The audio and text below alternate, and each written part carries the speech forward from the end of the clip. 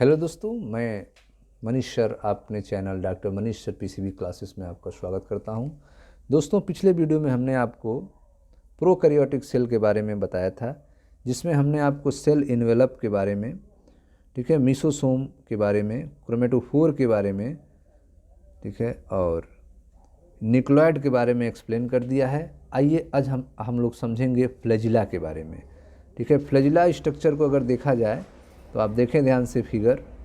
Prokaryotic cell का example यहाँ पे हमने बैक्टीरिया लिया है। बैक्टीरिया, यह देखें फिगर, यह एक बैक्टीरिया का फिगर है जिसमें फ्लैजिला जो है आप देख रहे हैं कि बाहर की तरफ निकला हुआ एक स्ट्रक्चर है।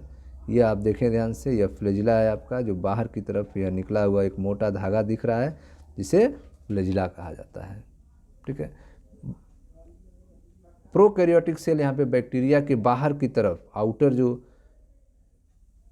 कैप्सूल है, जो बाहरी भाग है, उस पर ये छोटे छोटे आप देख रहे हैं धागे निकले हुए हैं। ये धागे निकले हुए हैं पूरे बॉडी पे, जिन्हें हम फिम्ब्री कहते हैं। जिन्हें क्या कहते हैं? फिम्ब्री कहते हैं, या ठीक है। और एक बड़ा सा धागा एक और निकला हुआ जिसे हम पाइलस कहते हैं। तो हम लोग फिम्ब्री, पाइलस और फ्लैजिलम के बारे में पढ़ने जा रहे हैं, तो ध्यान से आप समझिएगा। तो स्टार्ट करते हैं पहले फ्लैजिला के बारे में। देखें ध्यान से, flagella. Flagella, these are thin filamentous extension from the cell wall of motile bacteria. ठीक है, तो आप देख रहे हैं फ्लैजिला जो है वो मोटाइल बैक्टीरिया में पाया जाता है। बाहर की तरफ निकला हुआ फिलामेंटस, पतला थीन फिलामेंटस, पतला फिलामेंटस धागे की तरफ बाहर की तरफ निकला हुआ एक्सटेंशन होता है, जो कहाँ से निकलता है? सेल वॉल से निकलता है। These are thin filamentous extensions from the cell wall of motile bacteria. ठीक है, जो बैक्टीरिया मोटाइल होते हैं, जो चलने वाले होते हैं, रेंगने वाले होते हैं, उन बैक्टीरिया में यह थीन फिलामेंटस एक्सटेंशन पाया जाता है, जो सेल वॉल से बाहर निकलता है। ठीक है, तो these are thin filamentous extensions from the cell wall of motile bacteria is called flagella. ठीक है, the number and arrangement are varied in different bacteria. ठीक है, फ्लैजिला के जो नंबर होते हैं और जो अरेंजमेंट है वह डिफरेंट बैक्टीरिया में बदलते रहते हैं, वेरिड होते रहते हैं। ठीक है, their number and arrangement are varied in different bacteria. ठीक, bacterial filament has 3 parts. Bacterial के फिलामेंट्स की अगर फ्लैजिलम की बात किया जाए तो उसके 3 पार्ट्स होते हैं, filament, hook and basal body. ठीक है, तो बैक्टीरियल फ्लैजिला के 3 पार्ट हैं, filament, hook and basal body. ठीक है, फिलामेंट्स जो स्ट्रक्चर है वो बाहर की तरफ निकला होता है, हुक जो है सेल वॉल में फंसा रहता है, बेसल बॉडी जो है, ठीक है, सेल वॉल में एकदम धंसा रहता है अंदर की तरफ। ठीक है, तो आप देख रहे हैं कि बैक्टीरिया फ्लैजिलम है 3 पार्ट। बैक्टीरिया के फ्लैजिलम के 3 पार्ट होते हैं। सबसे बाहर फिलामेंट, उसके अंदर जो सेल वॉल से सटा रहेगा हुक, और अंदर धंसा रहेगा बेसल बॉडी। ये 3 पार्ट मिलके जो है बैक्टीरिया का फ्लैजिलम बनाते हैं। The filamental is the largest portion. जो फिलामेंट है वह लार्जेस्ट पोर्शन होता है, लॉन्गेस्ट, बाहर की तरफ निकला हुआ है सेल वॉल से। The filament is a longest portion and extend from cell surface to the outside. यह सेल सरफेस से बाहर की तरफ निकला हुआ पार्ट है, जिसे हम क्या कहते हैं? फिलामेंट कहते हैं। ठीक है, तो फ्लैजिला आपने देखा कि फ्लैजिला जो है बैक्टीरिया के सेल वॉल से बाहर निकलता है, और कौन से बैक्टीरिया में? जो मोटाइल बैक्टीरिया होते हैं, जो चलने वाले होते हैं। These are thin filamentous extension. ये एक पतला फिलामेंटस एक्सटेंशन है जो सेल वॉल से मोटाइल बैक्टीरिया में बाहर निकलता है। Their number and arrangement are very in different bacteria. इसके नंबर और अरेंजमेंट अलग अलग बैक्टीरिया में बदलते हैं। Bacterial flagellum has 3 part. Bacterial flagellum जो है वो 3 पार्ट से बना है, filament, hook, basal body. The filament is the longest portion.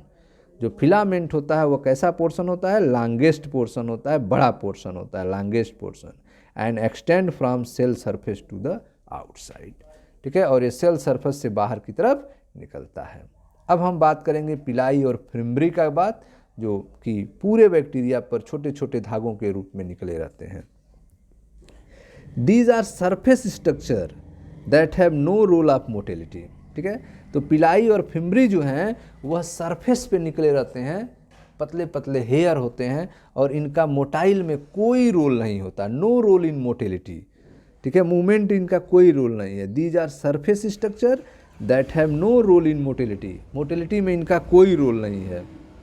ठीक है, पिलाई, सबको जो धागे हैं छोटे छोटे निकले उनको पिलाई कहेंगे, और एक को अगर कहना होगा तो पाइलस कहेंगे। पिलाई और pilus are elongated tubular structure made of special protein pilin. ठीक है, तो आप देख रहे हैं जो पिलाई है, जो पूरे बैक्टीरिया के बॉडी पर छोटे छोटे निकला हुआ है, यह कैसा होता है, tubular structure, elongated tubular structure. ठीक है, बाहर की तरफ निकला हुआ इलांगेटेड सीधा ट्यूबुलर स्ट्रक्चर होता है, जो कि एक स्पेशल प्रोटीन का बना होता है जिसे पिलीन प्रोटीन कहते हैं। ठीक है, तो आप देख रहे हैं यहाँ पे कि पिलाई आर इलांगेटेड ट्यूबुलर स्ट्रक्चर। पिलाई क्या है, इलांगेटेड ट्यूबुलर स्ट्रक्चर है, made up of A special protein called पिलीन, जो एक स्पेशल टाइप के प्रोटीन से बना होता है जिसे पिलीन कहते हैं। Fimbriae are small bristle like fibrous sprouting out of the cell. Fimbriae जो हैं वे स्मॉल ब्रिस्टल लाइक, ठीक है, ब्रश, जो ब्रश आप करते हैं उसके जो धागे निकल जाते हैं ब्रश में जिस पर हम पेस्ट लगाते हैं, तो जो फिम्बरी हैं वह स्मॉल ब्रिस्टल लाइक फाइब्रस होते हैं, स्प्राउटिंग आउटसाइड द सेल, जो सेल से बाहर की तरफ निकले रहते हैं। Fimbriae are small bristle like fibrous sprouting out of the cell. In some bacteria they help to attach the bacteria rock in stems and to the host tissue. ठीक है, कुछ बैक्टीरिया में यह अटैच, सटने में हेल्प करते हैं, पत्थरों से सटने में हेल्प करते हैं। ठीक है, या फिर किसी होस्ट टिश्यू से जिनसे यह सटना चाह रहे हैं उनसे यह सटने में हेल्प करते हैं। कौन, फिम्बरी। ठीक है, fimbriae are small bristle like fibers. Fimbriae कैसे होते हैं, छोटे होते हैं और ब्रिस्टल लाइक फाइबर्स होते हैं, sprouting out of the cell. ठीक है, यह सेल से बाहर की तरफ निकले रहते हैं। In some bacteria they help to attach the bacteria rock in stream and to the host tissue. कुछ बैक्टीरिया में यह होस्ट टिश्यू से, बैक्टीरिया से सटने में हेल्प करते हैं। तो ये आपका था पिलाई और फिम्बरी के बारे में। अब हम आते हैं राइबोसोम के बारे में, देखते हैं कि बैक्टीरिया जो है प्रोकैरियोटिक सेल्स में राइबोसोम कैसे होते हैं, उनके बारे में चर्चा करते हैं। Ribosomes, they are associated with plasma membrane of prokaryotes. Very important question, देखें ध्यान से। अभी आपने पढ़ा कि जो प्रोकैरियोटिक सेल्स होते हैं उनमें जो न्यूक्लियस होता है उनका न्यूक्लियर मेम्ब्रेन नहीं होता है, और जो सेल ऑर्गेनेल्स होते हैं उनका भी मेम्ब्रेन नहीं होता है। लेकिन एक सेल ऑर्गेनेल ऐसा है जिसका मेम्ब्रेन होता है और वह है आपका ribosome. They are associated with plasma membrane of prokaryotes. ठीक है, राइबोसोम के पास प्लाज्मा मेम्ब्रेन होता है। They are associated with plasma membrane of prokaryotes. यह प्रोकैरियोट्स के प्लाज्मा मेम्ब्रेन से एसोसिएटेड होते हैं, जुड़े होते हैं। They are associated with plasma membrane of prokaryotes. They are about 15 nanometer by 20 nanometer in size.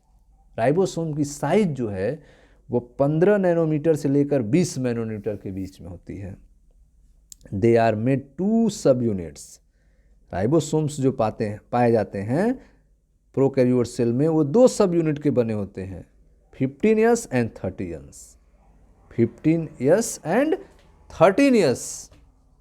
तो राइबोसोम जो हैं, जो प्रोकैरियोटिक सेल में पाए जाते हैं, वो 2 सब यूनिट से बने होते हैं। 2 सब यूनिट होता है इनके पास। ठीक है, 2 सब यूनिट है, एक है आपका 15S और दूसरा है आपका 13S। ठीक है, यह यस क्या है, ये इसको कहते हैं स्वेडबर्ग यूनिट। स्वेडबर्ग यूनिट कहा जाता है इसको, स्वेडबर्ग यूनिट कहते हैं। ठीक है, जब इनको निथरने के लिए, जमने के लिए रख दिया जाता है तो यह, ठीक है, ये जो दोनों पार्ट हैं, एक पार्ट जो है 50 यस के रफ्तार पे नीचे बैठता है और एक 30 यस के रफ्तार पर नीचे बैठता है। ठीक है, तो दोनों जो है 2 पार्ट से मिलकर बना होता है, 50 यस और 30 यस वालों से। और इनको साथ साथ कहना है तो इनको साथ साथ आप कहेंगे दे together form 17S prokaryotic ribosome. ये दोनों मिलते हैं जब 50S और 30S, तब इनको 70S कहा जाता है। दे together form 70S prokaryotic ribosome. Math यहाँ पे नहीं करना है कि 50 और 30 80 हो जाएगा, ये गलत है, ऐसा आपको नहीं सोचना है, यह गणित नहीं है। ठीक है, यह यस जो है ठीक है, यह रेट के बारे में बात करता है, स्वेडबर्ग यूनिट है यस। ठीक है, यहाँ पे 50 और 30 80 यस नहीं हो जाएगा, यह आपको नहीं सोचना है। ठीक है, तो प्रोकैरियोटिक सेल में जो राइबोसोम पाए जाते हैं वे कैसे होते हैं, 70S टाइप होते हैं, 70S टाइप होते हैं। और 70S के दो पार्ट होते हैं, एक 50S होता है और एक 30S होता है। ठीक है स्टूडेंट्स, ये ध्यान देना है आपको। तो they are associated with plasma membrane in prokaryotes. Ribosomes जो होते हैं प्रोकैरियोट्स के प्लाज्मा मेम्ब्रेन से एसोसिएटेड होते हैं, जुड़े होते हैं। They are about 50 nanometre by 20 nanometre in size. इनकी साइज जो है 50 नैनोमीटर से लेकर 20 नैनोमीटर के बीच में है। They are made up of 2 सब यूनिट 15S एंड 30S। ठीक है, ये 2 सब यूनिट से बने हैं, 50S और 30S से। दे टुगेदर फॉर्म 17S प्रोकैरियोटिक, दोनों मिलकर जो है 17S प्रोकैरियोटिक राइबोसोम बनाते हैं। ठीक है, अब आगे देखते हैं यस के बारे में थोड़ी सी चर्चा है यहाँ पर। Yes sedimentation coefficient. यस क्या है, सेडिमेंटेशन कोफिशिएंट है। A measure of density and size. ठीक है, जो डेंसिटी और साइज को मेजर करता है, यस जो है वो आपका सेडिमेंटेशन कोफिशिएंट है, जो डेंसिटी और साइज को मेजर करने का काम करता है। ठीक, अब राइबोसोम के फंक्शन की अगर बात किया जाए, function, ribosome are the site of translation. Translation मतलब प्रोटीन सिंथेसिस। राइबोसोम जो है वो प्रोटीन सिंथेसिस का साइट है। राइबोसोम पर ट्रांसलेशन होता है, प्रोटीन निर्माण का प्रोसेस होता है। ठीक है, ribosome are site of translation. Ribosome are site of translation. Translation protein synthesis या प्रोटीन निर्माण में भाग लेता है। इसका फंक्शन है प्रोटीन निर्माण करना, प्रोटीन सिंथेसिस करना। सेवरल राइबोसोम में attach to single mRNA to form chain called polyribosome, polysome.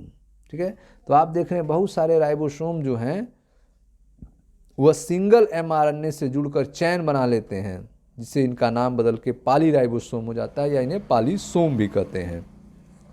Ribosome translate the mRNA into protein.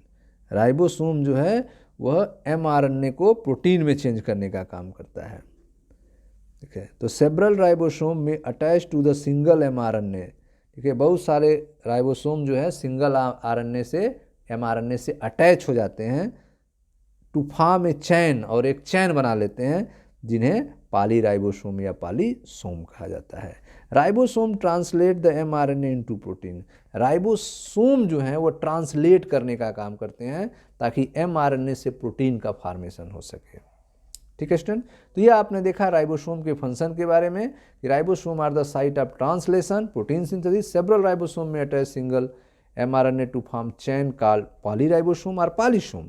Ribosome translate mRNA into protein. अब हम देखेंगे इंक्लूजन बॉडी के बारे में। इंक्लूजन बॉडी जो प्रोकैरियोटिक सेल के अंदर पाए जाते हैं, जो इंक्लूजन बॉडी है उनके बारे में थोड़ी चर्चा कर लेते हैं। ये इंक्लूजन बॉडी कैसे होते हैं जो प्रोकैरियोटिक सेल में पाए जाते हैं। These are non membranous. Inclusion body कैसे होते हैं, नॉन मेम्ब्रेनस होते हैं। These are non membranous, store reserve material seen freely in cytoplasm of prokaryotic cell. ठीक है, तो आप देख रहे हैं जो इंक्लूजन बॉडीज होते हैं वे नॉन मेम्ब्रेनस होते हैं। इंक्लूजन बॉडी कैसे हैं, नॉन मेम्ब्रेनस हैं, और ये स्टोर रिजर्व मटेरियल हैं। इंक्लूजन बॉडी क्या है, स्टोर रिजर्व मटेरियल है प्रोकैरियोटिक सेल में, जिनको हम प्रोकैरियोटिक सेल में साइटोप्लाज्म में फ्रीली रूप से देख सकते हैं। ठीक है, तो these are non membranous store reserve material. Inclusion body क्या है, नॉन मेम्ब्रेनस होते हैं, और ये रिजर्व मटेरियल होते हैं जो स्टोर के रूप में होते हैं, रखे जाते हैं। Seen freely in the cytoplasm of prokaryotic cell. Prokaryotic cell के साइटोप्लाज्म में आप इनको फ्री रूप में देख सकते हैं, मुक्त रूप में देख सकते हैं। एग्जाम्पल की अगर बात किया जाए तो फास्फेट ग्रेन्यूल ठीक है, फाइसिन granule and glycogen granule, gas vacuole ETC, यह सब इंक्लूडिंग बॉडी हैं जो प्रोकैरियोटिक सेल के अंदर पाए जाते हैं, जो नॉन मेम्ब्रेनस होते हैं, जो रिजर्व मटेरियल के रूप में स्टोर होते हैं, जैसे कि फास्फेट ग्रेन्यूल्स, साइनोफाइसिन ग्रेन्यूल, ठीक है, ग्लाइकोजेन ग्रेन्यूल, गैस बैकोल, ये सब प्रोकैरियोटिक सेल के अंदर पाए जाते हैं। गैस बैकोल की अगर बात की जाए, gas vacuole are found in blue green and purple and green photosynthetic bacteria. Gas vacuole कहाँ कहाँ पाए जाते हैं? तो gas vacuole are found in blue green and purple and green photosynthetic bacteria, ठीक है। तो ब्लू ग्रीन, पर्पल और ग्रीन फोटोसिंथेटिक बैक्टीरिया जो होते हैं उनमें गैस बैकोल पाया जाता है। ठीक है स्टूडेंट, तो ये था आपका इंक्लूजन बॉडी के बारे में, ठीक है। तो हम लोग पढ़ रहे हैं क्लास 11 का एक चैप्टर है आपका cell the unit of life के बारे में। सबसे पहले वीडियो में हमने आपको इंट्रोडक्शन पढ़ाया था, सेल थियरी के बारे में, ओवरव्यू ऑफ सेल के बारे में बताया था। उसके बाद हमने प्रोकैरियोटिक सेल के बारे में चर्चा आज हमने किया है दूसरे वीडियो में, और तीसरे वीडियो में हमने आपको फ्लैजिला, पिलाई, फिम्बरी, राइबोसोम, ठीक है, और इंक्लूजन बॉडी के बारे में बताया है। मिलते हैं दोस्तों नेक्स्ट वीडियो में, जहाँ पर हम यूकैरियोटिक सेल के बारे में चर्चा करेंगे। तो मिलते हैं नेक्स्ट वीडियो में। मैं डॉक्टर मनीष सर अपने चैनल में आपका स्वागत करता हूं। दोस्तों वीडियो अगर पसंद आया हो इसे लाइक और शेयर ज़रूर करें। धन्यवाद।